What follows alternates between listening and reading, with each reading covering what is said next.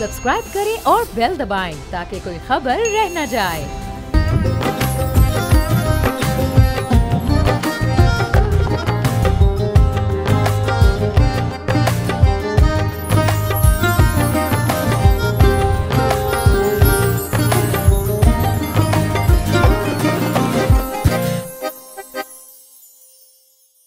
ऐ वतन तूने पुकारा तो लहू खौल उठा, तेरे बेटे तेरे जांबाज चले आते हैं, तेरी बुनियाद में है लाखों शहीदों का लहू, हम तुझे गंजे दो आलम से गरा पाते हैं। ईद स्पेशल प्रोग्राम में आपको खुशामदीद कहेंगे। हम मौजूद हैं सजावल में, अगले मोर्चों पर, सजावल साहिल पर, और ज़िला बदीन से कोई 1.5-2 घंटे की ड्राइव करके यहाँ पर पहुँचे हैं। दुश्वार गुजार रास्ता है। पूरे पाकिस्तान में लोग ईद मना रहे हैं, ईद की खुशियाँ मना रहे हैं, लेकिन यहाँ पर जो फ़ौजी जवान हैं वो आपकी और हमारी हिफाजत के लिए सरहदों पर अगले मोर्चों पर तैनात हैं। ईद के दिन इनके कैसे गुज़रते हैं, इनके शब व रोज़ कैसे होते हैं, ख़ास तौर पर इस तरह के त्योहारों के दिनों में, बड़े दिनों में, और ये इन दिनों में अपने प्यारों को कितना याद करते हैं, और ख़ास तौर पर त्योहारों के दिनों में आपकी और हमारी हिफाजत करने को ये कितना बड़ा फ़रीज़ा समझते हैं। इस पर आज हम प्रोग्राम में बात करेंगे। इनकी ट्रेनिंग के बारे में आपको बताएंगे, सख्तियाँ जो ये झेल रहे हैं आपकी और हमारी खातिर, वो सब कुछ आपको बताएंगे आज के प्रोग्राम में। कहीं जाइएगा मत, हमारे साथ जुड़े रहिएगा। नमाज ईद की अदायगी हो चुकी है और यहाँ पर जवान एक दूसरे से बगलगीर हो रहे हैं, ईद की मुबारकबाद एक दूसरे को दे रहे हैं। हम इनसे बात करेंगे। एक जवान हमारे साथ मौजूद हैं, वक़ार नाम है। बहुत बहुत आपका शुक्रिया हमें वक्त देने के लिए। आपको ईद की बहुत मुबारक हो। खैर मुबारक सर, आपको भी ईद मुबारक हो। तो कैसा लग रहा है, लोग घरों में, आपकी यकीनी तौर पे फ़ोन पे बात हुई होगी, लेकिन हम तो टीवी पे नाज़रीन को दिखा रहे हैं, अपने प्यारों के साथ ईद मना रहे हैं, पकवानों की तैयारी की जा रही है, नाश्ते कर रहे हैं, आप यहाँ पर मौजूद हैं अपने घर वालों से दूर। जी सर, बिल्कुल। घर वाले जो हैं वो ईद की खुशियाँ मना रहे हैं। हम इसलिए इधर अपने वतन अज़ीज़ की खातिर अपने फ़र्ज़ अदा कर रहे हैं और अपनी ईद की खुशियाँ इन भाइयों के साथ मना रहे हैं। रहमान, आप कहाँ से हैं और आपको कैसा लग रहा है? लोग मुल्क भर में एक दूसरे से ईद मिल रहे हैं, अपने प्यारों के दरमियान मौजूद हैं, आप यहाँ उनसे दूर। मैं सखर सिंध से हूँ और ईद का पुरमसरत मौका है, लोग अपनी ईद एंजॉय कर रहे हैं और हम इधर महकमे में अपनी ईद अच्छे तरीके से गुजारते हैं। एक ईद घर पे करते हैं और एक ईद महकमे में करते हैं। बच्चों को किस तरह कन्विंस करते हैं इस तरह के बड़े दिनों में? आम दिनों में तो चले बच्चों को मना लिया जाता है, लेकिन बच्चे इस तरह के त्योहारों पे प्लान्स करते हैं कि हमने घूमने जाना है, बाबा आएंगे या बहन भाई छोटे, उनको किस तरह कन्विंस करते हैं? बस उसको तसल्ली देते हैं, इंशाल्लाह आएंगे, इंशाल्लाह जल्दी आएंगे, क्योंकि छोटा ईद इधर करते हैं, बड़ा ईद इंशाल्लाह जाएंगे, ज़रूर जाएंगे। अताउर रहमान हमारे साथ मौजूद हैं, इनसे बात करेंगे। ये पाकिस्तान के किस हिस्से हैं? अता, आप कहाँ से आए हैं और इतनी दूर अपने घर वालों से ईद मना रहे हैं? आज ईद का दिन है, क्या जज्बात है? वालेकुम सलाम, मैं नच्छे के बेसिक नच्छे गली का रहने वाला हूँ और इस तरीके से ईद का दिन आज बहुत, तो आपको भी ईद मुबारक हो। जिस तरह हम कुछ ईदें हम यहाँ महकमे में करते हैं और कुछ घर में करते हैं, इस सिलसिले में ये फैमिली को कैसे कन्विंस करते हैं? जी सर, सबसे पहले तो हमें अपना वतन अजीज़ है, वतन की कुर्बानी देने के लिए हम घर से निकले हैं, तो सबसे पहले वतन है, उसके बाद फैमिली है। सबसे पहले वतन है, वतन अजीज़ है, और ये हमारे जो फ़ौजी जवान हैं पाकिस्तान के चारों सूबों से, पाकिस्तान के कोने कोने से यहाँ पर वतन की हिफाजत करने के लिए मौजूद हैं। और ईद तो क्या, ये तो अपनी जान का नजराना भी पेश करने से गुरेज़ नहीं करते। इस वक्त ट्रेनिंग सेशन जारी है और जो ट्रेनिंग है वो किसी भी फ़ौज के लिए, किसी भी सिक्योरिटी इदारे के लिए एक हिस्सा है, बुनियादी हिस्सा है। इसके बगैर कोई भी आर्मी नामुकम्मल होती है। तो ट्रेनिंग जो है वो, और पाकिस्तान आर्मी की ट्रेनिंग तो पूरी दुनिया में वैसे ही मशहूर है, कितनी सख्त ट्रेनिंग है, और ट्रेनिंग को लेकर किसी भी किस्म का यहाँ पर ज़ीरो टॉलरेट किया जाता है। और ट्रेनिंग में जो चीज़ें इस्तेमाल होती हैं, जिस तरीके से जंग के मैदानों में और ख़ास तौर पर पाकिस्तान में जो दहशतगर्दाना कार्रवाइयाँ हैं उनको रोकने के लिए जो भी इक़दाम किए जाते हैं, वो सब इस ट्रेनिंग का, इस पार्ट का हिस्सा होते हैं। हमारे साथ मौजूद हैं इंस्पेक्टर सनाउल्लाह साहब, उनसे बात करेंगे। बिस्मिल्लाहिर्रहमानिर्रहीम। ट्रेनिंग हमारा रोज़मर्रा का मामूल है। जवान अपने रोज़मर्रा के जितने भी हमारे मामलात होते हैं, ड्यूटीज़ होती हैं, उनके बारे में हम जवानों को ट्रेन करते रहते हैं, ताकि वो मौका पर जब आए तो अपनी ट्रेनिंग की वजह से बेहतरीन जो है अपनी कारकर्दगी का मुजाहरा कर सकें। ये रोज़ाना जितनी भी हमारी ट्रेनिंग है, बॉर्डर पे हमारी गश्त होती है, वेपन्स की ट्रेनिंग होती है, उसके बाद UCPC या नार्म कम्बट होता है, उसके बारे में ट्रेनिंग हमारी कंटिन्यूस चलती रहती है। अच्छा, ये ट्रेनिंग के कितने सेशंस होते हैं, या बस मिसाल के तौर पे मैं भी आपसे बात करना चाहूँगा, यहाँ मैं देख रहा हूँ इसे शायद एंटी एयरक्राफ्ट गन कहते हैं, बाकी कुछ हथियार ऐसे भी हैं जिनके हमें सही तरीके से नाम भी मालूम नहीं, सनाउल्लाह साहब से जानने की कोशिश करेंगे। इस पर जो ट्रेनिंग है उसके लिए क्या मयार होना चाहिए जवान का? कुछ कोर्स मुकम्मल करने पड़ते हैं इसको चलाने के लिए, या फिर कम से कम 2 साल का या 5 साल का कितना तजुर्बा होना चाहिए इसको? इसके लिए ये कोर्सेज चलते हैं, क्योंकि ये वेपन है, ये एंटी एयरक्राफ्ट गन है जो लॉन्ग रेंज पे काम करती है। यहाँ इसके लिए हमारे कोर्सेज चलते हैं। उन कोर्सेज़ के बाद फिर रोज़मर्रा की ट्रेनिंग में हम जवानों को वो कोर्सेज जो किया होता है जिन्होंने, फिर वो दूसरों को भी ट्रेन करते हैं और उसको रिपीट करते रहते हैं, ताकि जब मौका आए तो वो उसको बेहतरीन तरीके से उस वेपन को इस्तेमाल कर सकें। अच्छा, ये एक और हथियार मुझे यहाँ से नज़र आ रहा है, इसको क्या कहते हैं यूसुफ, अगर आप दिखा सकें तो इसके ज़रिए क्या ट्रेनिंग की जाती है? ये हमारा मोटर है, 60 mm मोटर है। ये दुश्मन को काफ़ी नुकसान पहुंचाता है। ये इजीली पोर्टेबल होता है, इसको लेकर हम लेके जा सकते हैं जहां भी हमें इसकी ज़रूरत पड़े, और ये इसके ऊपर इसमें बम डाल के दुश्मन को इस पर नुकसान पहुंचाया जाता है। दुश्मन पे हमला जब करना हो तो इसको हम इस्तेमाल करते हैं। कितनी दूर तक बम जा सकता है इससे निशाना बनाने के बाद? बहुत ज़्यादा रेंज है, 2 किलोमीटर तक दुश्मन को नुकसान पहुँचाता है। अच्छा, 2 किलोमीटर दूर तक ये इससे बम जो है वो फायर कर सकते हैं? जी, ये 2 किलोमीटर तक दुश्मन को नुकसान पहुँचा सकता है। अच्छा, और ये जो है ये भी यही है जो इसको, ये 81 मिलीमीटर है मोटर। अच्छा। ये तकरीबन 4.5 किलोमीटर दूर तक दुश्मन को नुकसान पहुंचाता है और इसकी रेंज बहुत ज़्यादा होती है।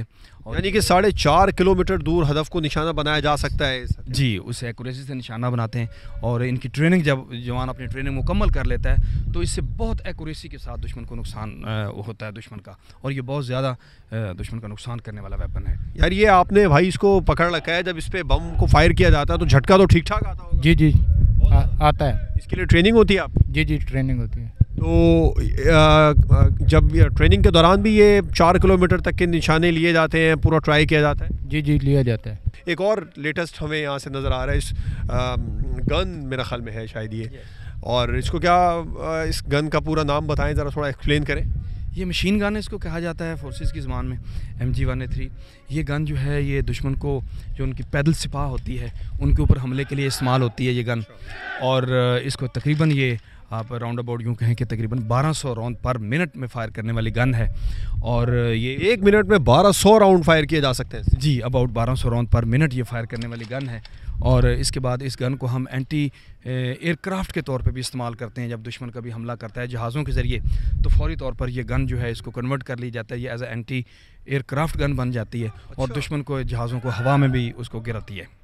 अच्छा, यानी कि ये इतना ज़बरदस्त मशीन गन है पाकिस्तान के पास कि जो जहाज़ों के ज़रिए, हेलीकॉप्टर के ज़रिए भी आजकल हम देख रहे हैं, बड़ा शौक़ है हमारे दुश्मन को जहाज़ भी लेके आने का। हमने उससे 27 फरवरी को एक नमूना भी दिखाया था। ये 106 MMRR है, और ये वेपन जो है इस्तेमाल होता है दुश्मन के टैंकों के ख़िलाफ़।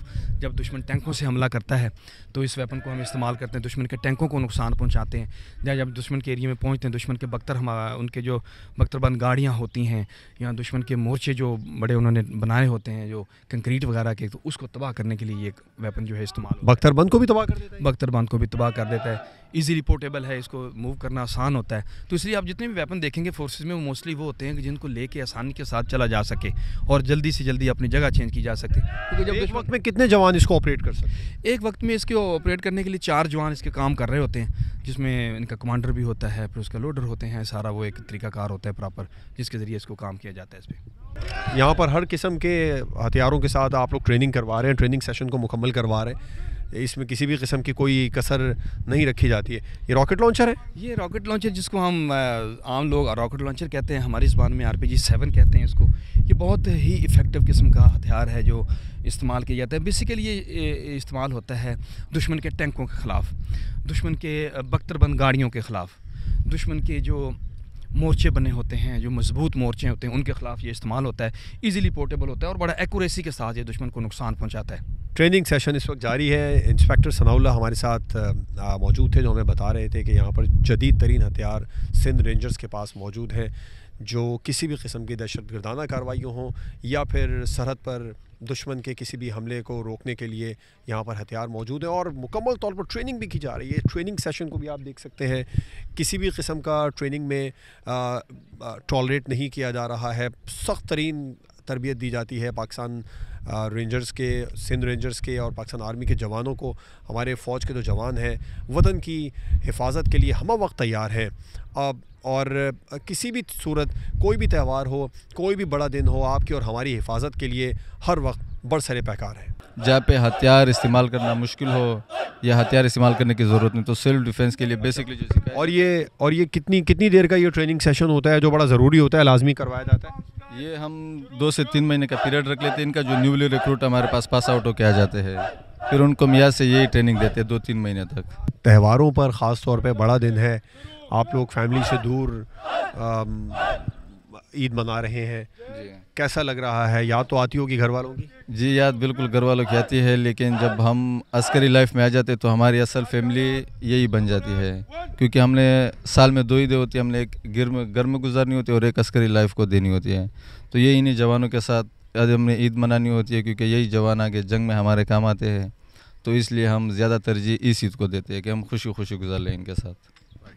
नाइक ज़हीर, जिनका जज्बा जोश आपने देखा, वो कह रहे थे कि बिल्कुल बड़े दिनों में, त्यौहारों में घर वालों की याद तो आती है, लेकिन जब हम फ़ौज को ज्वाइन कर लेते हैं, जब हम अस्करी क़ुव्वत को ज्वाइन कर लेते हैं, तो उसके बाद में फिर हमारे सारे त्यौहार और सारी ईदें पाकिस्तान के लिए होती हैं, पाकिस्तान आर्मी के लिए होती हैं, सिंध रेंजर्स के लिए होती हैं। वेपन्स जदीद तरीन थे, वो तो हमने आपको दिखाए, उनके ज़रिए जो ट्रेनिंग की जा रही है, अंडर आर्म ट्रेनिंग भी हमने आपको दिखाई। अब ये एक और ट्रेनिंग की जाती है जिसमें एक आर्टिफिशियल बॉर्डर बनाया है, उसकी रेगुलर बेसिस पर ट्रेनिंग की जाती है कि किस तरीके से अगर दुश्मन बॉर्डर के ज़रिए हमला करने की कोशिश करे तो बॉर्डर पे क्या सिचुएशन होती है, क्या सिचुएशन क्रिएट हो सकती है, उसके लिए भी हम वक्त तैयार रहना चाहिए। सब इंस्पेक्टर अली मुस्तफ़ा हमारे साथ मौजूद है, जो उस ट्रेनिंग सेशन को हेड कर रहे हैं, उनसे बात करेंगे। अली मुस्तफ़ा साहब, क्या कहते हैं इस ट्रेनिंग को, ये जो बॉर्डर चेकिंग ट्रेनिंग आप करवा रहे हैं? बिस्मिल्लाहिर्रहमानिर्रहीम, इसको हम पैरा चेकिंग या खुरा चेकिंग कहते हैं। इसमें इसका मकसद हमारा टोटली ये होता है कि अगर कोई दुश्मन हमारा पैदल बॉर्डर क्रॉस करता है तो उसको हम जो पैरा चेक करते हैं।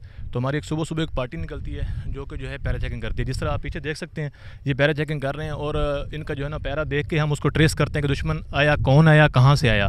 तो हम उसको फर्दर जो जिस गोड से जाता है उसमें हम जाते हैं और वहाँ पर जाकर उसको ट्रेस करते हैं कि दुश्मन कौन है और कहाँ से आया है। कैसे पता चलता है कि दुश्मन यहाँ आया था या यहाँ से होके चला गया था? क्योंकि हम इसको जब बॉर्डर पे जो है, ये बॉर्डर के साथ साथ हमने एक ट्रैक बनाया हुआ है, वो बिल्कुल प्लेन है, उसमें कोई पैरा वगैरह नहीं होता और हम उसको, इसकी चीज़ का नाम होता है बेड़ा, हम वो मार देते हैं तो बिल्कुल प्लेन हो जाता है, हवा भी चलती रहती है। जैसे वो अंदर ताज़ा गुजरता है तो उसके पाँव के निशान वो छोड़ देती है। जैसे पाँव के निशान छोड़ते हैं, उसको हम पाँव के निशान को ट्रेस करते हम उसके जो यहाँ तक जाता है वहाँ तक उसको ले जाते हैं। और जिस तरह जो पबी होते हैं, जो पैरा चेकिंग वाले होते हैं, उनकी भी हम मदद लेते हैं साथ साथ और फिर हम उनको पकड़ते हैं जाके। जदीद तरीक़ों के साथ साथ यहाँ पर पैरा चेकिंग के भी तरीक़ों को आजमाया जाता है कि बॉर्डर पर, जिस तरह अभी अली मुस्तफ़ा ने बताया सब इंस्पेक्टर ने, कि किस तरीके से हम दुश्मन का पीछा करते हैं।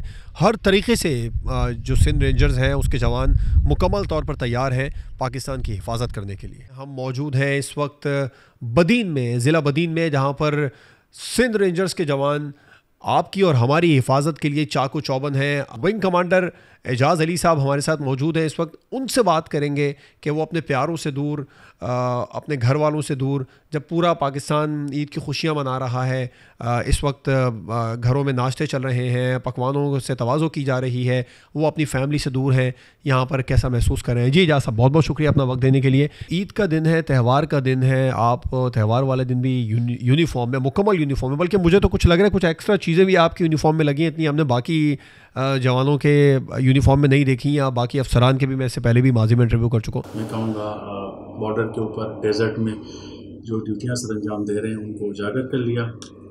यकीनन ये मुश्किल मरहला हर किसी के लिए होता है कि आप जो है ना घर से दूर, बच्चों से दूर, वालिदैन से दूर आप ईद मनाते हैं, लेकिन हम इसको फ़ख्र एज़ अ प्राइड हम इसको ले लेते हैं। उसकी रीज़न ये है कि हम जब भी फोर्सेस ज्वाइन करते हैं तो हमारे at the back of our mind ये हमारा एक मिशन होता है, ये एक हमारा जज्बा होता है, या एक हमारी एक कह दें कि हमारी नीयत होती है कि हम जो भी काम करेंगे अल्लाह की रज़ा के लिए काम करेंगे, ठीक है।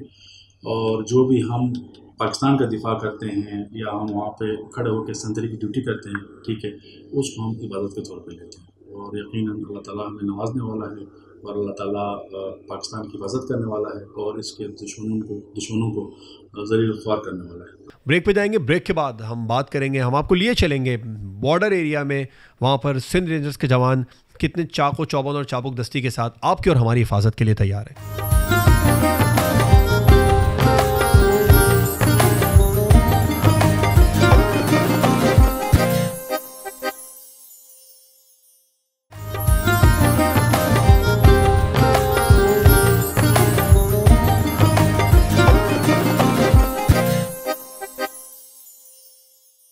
तो जनाब अब हम विंग से बॉर्डर एरिया की तरफ जा रहे हैं, ज़ीरो लाइन की तरफ, और वहाँ आपको बताएंगे कि वहाँ पर जो फ़ौजी जवान हैं बॉर्डर पर जो तैनात हैं वो ईद किस तरह गुजार रहे हैं अपने प्यारों से दूर और कितना अपने प्यारों को मिस कर रहे हैं। पाक वतन की हिफाजत के लिए सिंध रेंजर्स के जवान ज़ीरो लाइन पर कितने चाको चौबंद और मुस्तैद हैं। अब हम बॉर्डर एरिया की तरफ चलते हैं। आज ईद का दिन है, स्कूल में पढ़ाई तो नहीं हो रही लेकिन ईद मिलन पार्टी का एहतमाम किया गया है और बच्चों की भी बड़ी तादाद यहाँ पर आई है स्कूल में और असातिज़ा भी हैं। हम थोड़ी सी पहले विंग कमांडर साहब से बात कर लेते हैं, एजाज़ साहब से, कि ये स्कूल जो है वो जिस पर्पज़ के लिए बनाया गया उसमें उनको कितनी अब तक कामयाबी मिली है। एजाज़ साहब, स्कूल में कितनी क्लासेस हैं? Thank you very much. असल में ये हमारा कायद आज़म रेंजर वेलफेयर पब्लिक स्कूल जो हमारा जो है ना हम चलाते हैं यहाँ पे पाकिस्तान रेंजर सिंध, और यहाँ पे हम 8 तक जो है ना बच्चों को पढ़ाते हैं। और इसकी ब्यूटी ये है कि ये रिमोट एरिया है, जितने भी फ़िशरमैन यहाँ पे हैं उनके बच्चे यहाँ पे पढ़ते हैं बेसिकली, ठीक है।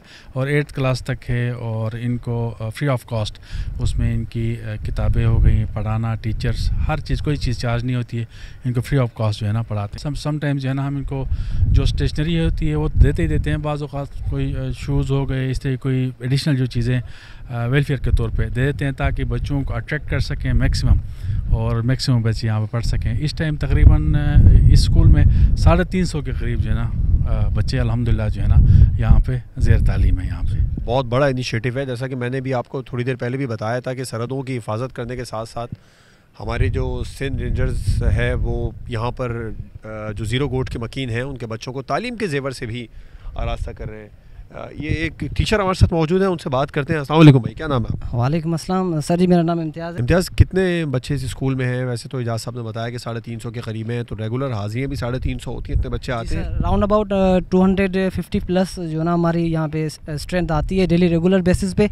और ये बहुत एक जो ना अच्छी अपॉर्चुनिटी दी हुई है रेंजर्स वालों ने। यहाँ पे एक स्कूल खोला हुआ है, यहाँ के बच्चों को जो ना फैसिलिटेट कर रहे हैं, एजुकेशन दे रहे हैं, क्योंकि यहाँ के बैकवर्ड एरियाज़ में मोस्टली जो ऐसे होता है कि यहाँ पे स्कूल्स नहीं होते, क्योंकि बच्चों को जो ना वो ये फैसिलिटीज़ नहीं प्रोवाइड करती हमारी सिंध गवर्नमेंट।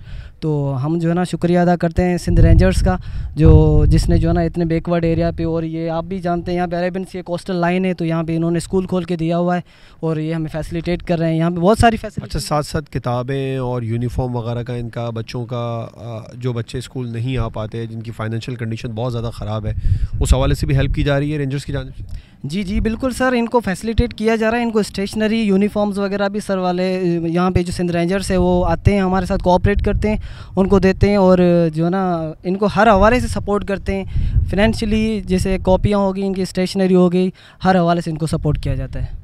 और कितने टीचर्स हैं आपके अलावा स्कूल में जो पढ़ा रहे हैं? यहाँ पे हमारी एक हेड टीचर है, उसके अलावा हम जो है ना 10 टीचर्स और हैं हमारे साथ। यहाँ पे फीमेल्स भी हैं और हम मेल भी हैं, यानी हमारा जो ना टोटल स्टाफ जो है ना वो 11 मेंबर्स का है यहाँ पे। आज आपने बच्चों को ईद मिलन पार्टी पर बुलाया, उनको बताया कि ईद किस तरह मनाई जाती है? जी सर, हमने बिल्कुल बच्चों को बताया और उनको जो ना इंटरेक्ट किया है आज यहाँ पर आने को, क्योंकि इनको जो ना बताना था ईद के बारे में, कैसे सेलिब्रेट करते हैं ये वो।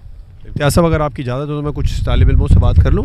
ये एक स्टूडेंट हमारे साथ मौजूद है। अस्सलाम वालेकुम बेटा, क्या हाल है? सर वालेकुम सलाम सर। क्या नाम है आपका? सर मेरा नाम खादिम हुसैन है। खादिम, कौन सी क्लास में पढ़ते हैं? सर मैं 7th क्लास में पढ़ता हूँ। अच्छा, ये बताओ, आज ईद मनाने के लिए यहाँ पर आए हो, आपके टीचर ने बुलाया है। आम दिनों में जब पढ़ने आते हो तो किताबें वगैरह कौन देता है? किताबें वगैरह सर यहाँ पे ये रेंजर्स वाले ही देते हैं। भाई क्या नाम है आपका? साजिद अली। साजिद, कौन सी क्लास में? 7th क्लास में। 7th क्लास में। टीचर गुस्सा तो नहीं करते? जी नहीं। घर वालों की तरफ से स्कूल में आने पे कोई परेशानी तो नहीं है? नहीं है सर। क्या बनोगे बड़े होकर? बड़े होकर डॉक्टर बनूंगा। डॉक्टर बनेंगे, माशाल्लाह बड़े अच्छे खूबसूरत एम हैं। कोई टीचर बनना चाहते हैं, कोई डॉक्टर बनना चाहते हैं। सिंध रेंजर्स की जानिब से ये जो एहतमाम किया गया है, स्कूल खोला गया है सरहदों की हिफाजत के साथ साथ, ये किसी ठंडे हवा के झोंके से कम नहीं है। ऐसे एरियाज़ में जहाँ हम सोच भी नहीं सकते थे कि स्कूल भी होगा, वहाँ स्कूल भी कायम किया गया है। दूर दराज बॉर्डर एरिया में दुश्वार गुजार रास्तों को पार करने के बाद एक फ्री मेडिकल कैंप ईद वाले दिन, त्यौहार वाले दिन यहाँ पर लगाया गया है पाकिस्तान रेंजर्स सिंध की जानिब से। हम अंदर चलते हैं मेडिकल कैंप में और आपको दिखाते हैं कि यहाँ पर जो सहूलियात हैं वो किस हद तक हैं, कितने मरीज़ हैं जो मुस्तफ़ीद हो रहे हैं, जिनका इलाज किया जा रहा है, और जो डॉक्टर्स हैं उनसे जानने की कोशिश करेंगे कि ज़्यादातर जो मरीज़ हैं वो किस बीमारी के सामने आते हैं। शकील साहब, आप खिदमत कर रहे हैं, आप लोग एक ऐसी जगह पर जहाँ पे तसव्वुर भी नहीं किया जा सकता कि इलाज की सहूलतें लोगों को मिल रही होंगी। कितने पेशेंट डेली के आ जाते हैं या जो आप लोगों ने इस तरह के दिनों में कैंप लगाया? ये जी हमारा यहाँ पे जो इलाका है, यहाँ दूर दराज क्योंकि मेडिसिन की यहाँ पे कमी होती है, तो हम तकरीबन कैंप रेगुलरली यहाँ पे लगा रहे होते हैं। तकरीबन 300, 350, 600, 500, 400 इस तरह के डेली के यहाँ पे पेशेंट्स आ जाते हैं, जिसमें यहाँ के उसके मुताबिक मैदे के मरीज़ काफ़ी होते हैं, स्केबीज़ के होते हैं इस इलाके के लिहाज से ना, पेट के जुमला अमराज है, क्योंकि यहाँ पे लोकल एरियाज़ है, पानी की कमी है, मतलब पीने वाला पानी है, तो यहाँ पे ज़्यादातर ना पेट वाला मसला इशू बहुत ज़्यादा है। तो उस लिहाज से फिर वो डॉक्टर हमारे मौजूद होते हैं और हम उनके साथ जितने भी है इनकी अच्छी मेडिसिन की यहाँ पे प्रोवाइड कर लेते हैं ना। ठीक, अच्छा, मैं डॉक्टर साहब से भी बात करना चाहूँगा। डॉक्टर साहब, आप जानते हैं पोलियो का मरज़ बहुत पाकिस्तान के अंदर अब तक ख़त्म नहीं हुआ है, स्पेशली इंटीरियर और बदीन वगैरह से तो केसेस भी सामने आते हैं, उसके लिए भी इक़दाम किए जा रहे हैं पाकिस्तान रेंजर्स की जानिब से? हाँ जी, पोलियो कैंपेन भी हम चलाते हैं यहाँ पे। जो एक तो गवर्नमेंट की तरफ से जो हमें ऑर्डर्स मिलते हैं वो भी हम करते हैं, और अपने तौर पे जो रेंजर्स की तरफ से जो हमें जो फैसिलिटेट मिलती है वो भी हम यहाँ पे मुहैया करते हैं। हाइपोटेंसिव पेशेंट भी ज़्यादा आते हैं, मैं देख रहा हूँ यहाँ बीपी बहुत ज़्यादा चेक हो रहा है लोग। हाँ जी, हाइपोटेंसिव इसलिए है कि यहाँ पे कुछ पानी का इशू है और उस वजह से फिर बीपी के केस भी यहाँ पे आ रहे हैं। बहुत ज़्यादा इमरजेंसी अगर हो तो उसके लिए आप पेशेंट को कहाँ रेफ़र करते हैं शकील साहब? इमरजेंसी अगर हमारे पास है तो यहाँ पे ये बदीन इंडस हॉस्पिटल है, वहाँ पे अच्छी फैसिलिटीज़ दी जा रही है, क्योंकि बदीन में MRI तो नहीं, CT स्कैन के उस तक जो इन्वेस्टिगेशन है वो इनको इन्वेस्टिगेट कर लेते हैं। तो ये बताएं कि वहाँ पहुँचाने के लिए भी कोई बंदोबस्त है, कोई एम्बुलेंस वगैरह आप लोगों ने की हुई है, कोई गाड़ी वगैरह जिसमें पहुँचा देते हैं सीरियस पेशेंट अगर आ जाए? जी, हमारे पास अगर कोई पेशेंट सीरियस आ जाए या इस तरह का पेशेंट हो तो एवैक्यूएशन के लिए हमारे पास 24/7 एम्बुलेंस मौजूद होता है हमारे रेंजर्स की तरफ से, उसको फिर यहाँ से एवैक्यूएट किया जाता है इंडस हॉस्पिटल बदीन में। जी सर, ठीक है, बहुत बहुत शुक्रिया शकील साहब। सीरियस एमरजेंसी वाले पेशेंट को बदीन रेफ़र कर दिया जाता है इंडस हॉस्पिटल बदीन में, और जिस तरह यहाँ पर इलाज की सहूलत मुहैया की जा रही है पाकिस्तान रेंजर्स सिंध की जानिब से, यकीनी तौर पर एक बहुत बड़ी खिदमत है। बॉर्डर पर आ चुके हैं, साहिल पे इस वक्त खड़े हैं और यहाँ बहुत ज़्यादा कीचड़ में एक चेक पोस्ट भी कायम की गई है, और हम यहाँ देख रहे हैं कुछ बोट्स भी हैं जो कीचड़ में हैं। ये मैं और यहाँ पर अभी पेट्रोलिंग भी हो रही है, कुछ जवान अभी हमें करते हुए नज़र भी आए थे, हम आपको दिखाएंगे भी वो जवान जो पेट्रोलिंग कर रहे थे। और ये बोट्स जो यहाँ पर लेटेस्ट बोट्स नज़र आ रही हैं, मैंने कभी ऐसी बोट्स नहीं देखी हैं, इनका काम क्या है, इनका पर्पज़ क्या है, किस तरीके से ये पानी से यहाँ मड तक कैसे आ गई हैं और फिर वापस पानी में कैसे जाएंगी। मेजर आसिम साहब हैं जो इस तमाम तर ये जो चेक पोस्ट है इसको हेड करते हैं, उनसे बात करेंगे। मेजर साहब, बहुत शुक्रिया, आप ईद वाले दिन भी हमारी और पाकिस्तानी कौम की हिफाजत के लिए यहाँ पर मौजूद हैं। और मैं पहले आपसे जानना चाहूँगा, ये जो जवान हैं वो काफ़ी आगे चले गए हैं कीचड़ के अंदर, हम तो यहाँ खड़े हैं तो हमारे पाँव अंदर धंस रहे हैं, तो वो वापस भी आएंगे, ये कुछ सर्च कर रहे हैं या इनकी ट्रेनिंग का हिस्सा है?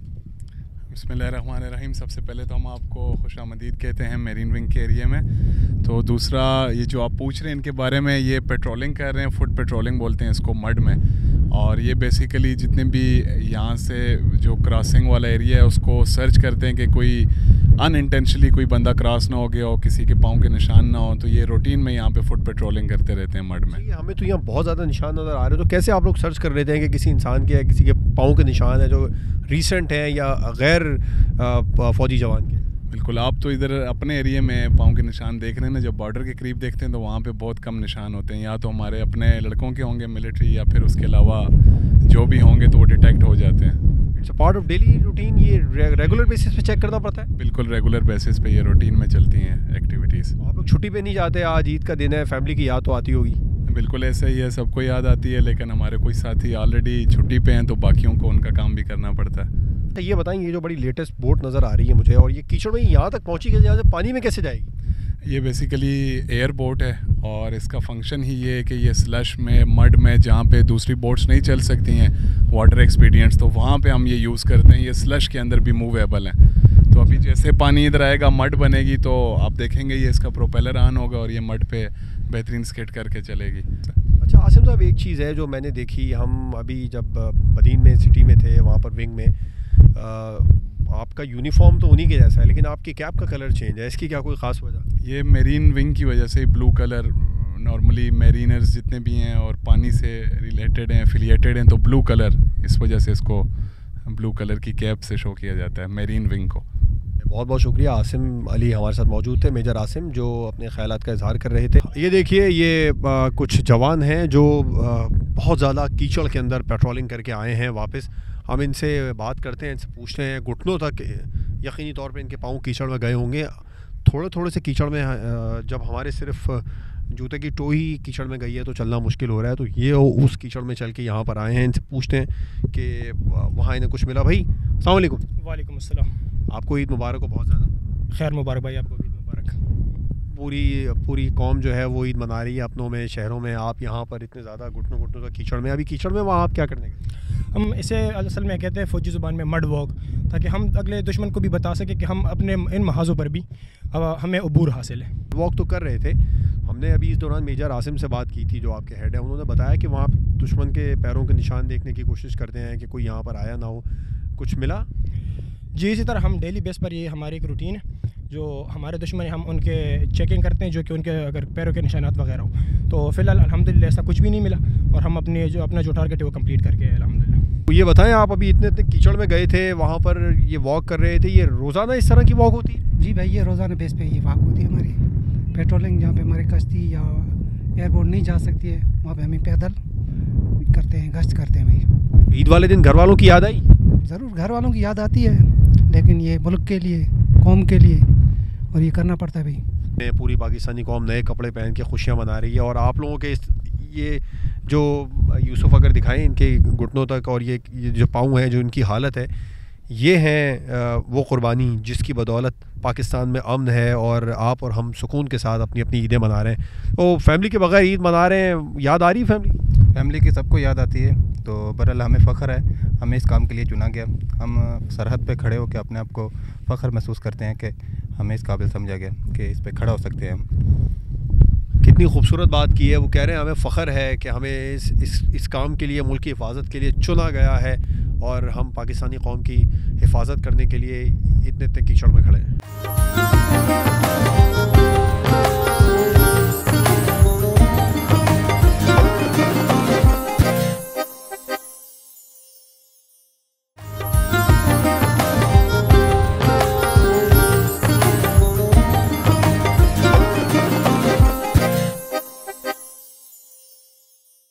जवान खाना फोर्सेस में साल में चंद ही दिनों में होता है, जिस दिन अफसरान और जवान एक साथ मिलकर एक ही मेन्यू का खाना खाते हैं। ये 14 अगस्त, 23 मार्च और इसके अलावा ईद के दिनों में जवान खाना खाया जाता है। इस खाने का मकसद जवानों और अफसरान के दरमियान हम आहंगी को बढ़ाना होता है।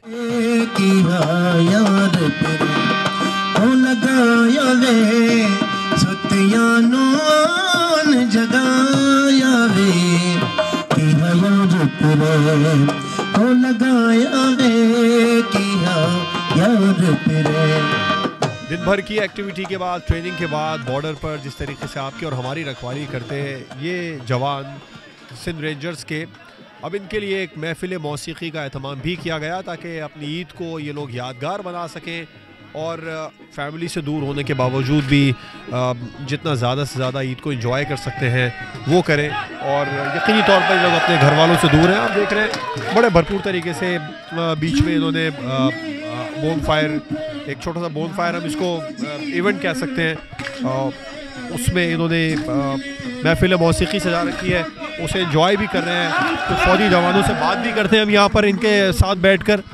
भाई अस्सलाम वालेकुम। वालेकुम अस्सलाम।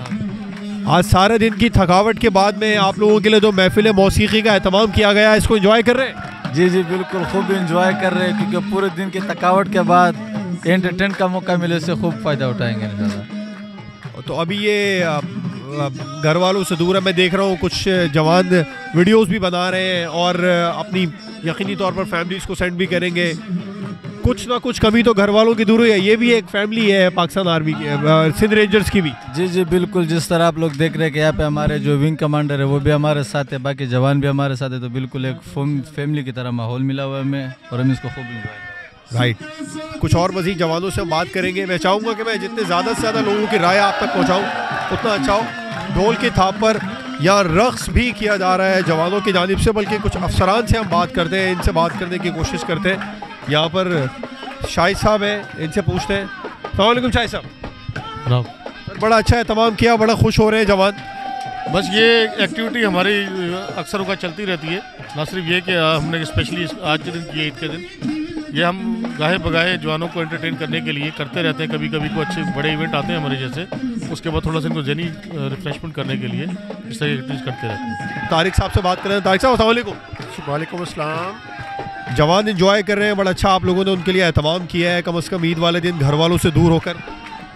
बस जी इसी तरह ही है, हमारे जवान इंशाल्लाह अपनी सरहदों की हिफाजत के लिए इसी तरह, ताकि बाकी लोग खुशी से और हिफाजत के साथ ईद मना सकें। और इंशाल्लाह हम ईद के दिनों में इसी तरह जवानों के साथ जवान ही बनकर इंशाल्लाह एंजॉय करते हैं जी। और दुआ है कि हमारा मुल्क इसी तरह हिफाजत जो है ना ईदें मनाते रहें। बिल्कुल, ईद के दिनों में इस तरीके से एंजॉय कर रहे हैं। विंग कमांडर एजाज साहब की भी राय लेना चाहूँगा। एजाज साहब, जंगल में मंगल लगा दिया आप लोगों ने तो। बस ये जो it's part of our military culture, ठीक है ना। और इस तरह जंग भी चलती रहती है, अमन भी चलता रहता है, ट्रेनिंग भी चलती रहती है और शाम को एंजॉयमेंट भी चलती रहती है इस तरह। आसिम साहब, अभी हमने आपकी एक्टिविटी देखी थी शाम में, जिस तरीके से वहाँ पर आप ट्रेनिंग करवा रहे थे, मड वॉक हुआ, सारा कुछ हुआ, बोट पे भी, उसके बाद में हार्ड वर्क किया सब कुछ ईद वाले दिन। और अब इन जवानों को इनकी फैमिली की कमी महसूस ना हो, उसके लिए इतना ज़बरदस्त एहतमाम भी करवाया गया। बिल्कुल ऐसा ही है, जब ये दोस्त इकट्ठे होते हैं सारे बडीज़, तो एक दूसरे के साथ खुशी के लम्हात इसी तरह सेलिब्रेट करते हैं। और ये आप देख सकते हैं कि अभी इनको तमाम गम, तमाम थकावट, हर चीज़ भूल चुकी हुई है। तो मैं ज़रा इन जवानों से भी बात करूँगा। खुशी का मौका है, तो इस खुशी के मौके पे इस तरह का एहतमाम किया जाता है, इसीलिए। बाकी रही बात फैमिली की, तो ये भी हमारी एक कंबाइन एक फैमिली ही है। जिस तरह हम सारे रिश्ते जिस तरह होते हैं वो भी इसी में मिले होते हैं। तो बाकी रही बात फैमिली की याद की, तो वो तो ज़रूर आती है, लेकिन ये भी ज़ाहिर बात है, एक मुल्क है, इसका दिफा है, चीज़ें हैं जो हमारे अपने अजीज़ व अकारब से ज़्यादा करीब है। फरहान भाई, कहाँ से हैं आप लोग? आप यहाँ पे इस वक्त बॉर्डर पे तैनात? मैं पंजाब ज़िला लिया से हूँ। घर वालों की याद आई ईद के दिन? पूरा दिन गुजर गया? अल्हम्दुलिल्लाह, पहले तो मिस किया है घर वालों को, लेकिन हमारे कमांडर की तरफ से जो इंटरटेनमेंट का इंतज़ाम किया गया है, बिल्कुल अब कोई महसूस नहीं हो रहा। अपने वतन की खातिर खड़े हैं, इंशाल्लाह एंजॉय कर रहे हैं और वतन की खातिर खड़े रहेंगे इंशाल्लाह। ये विंग ने इतना अच्छा एहतमाम किया आप लोगों के लिए, ताकि कुछ कमी पूरी हो सके।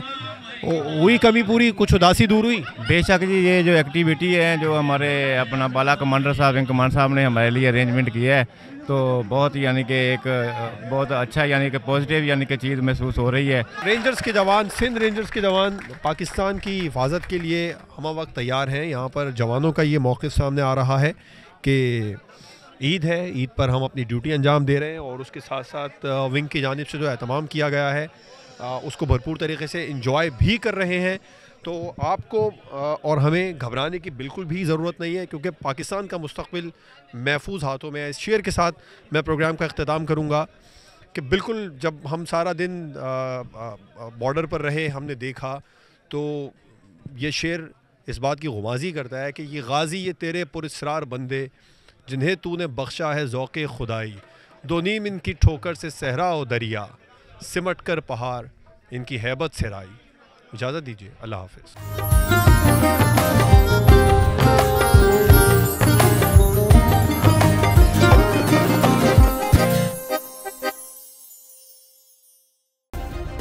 सब्सक्राइब करें और बेल दबाएं ताकि कोई खबर रह न जाए।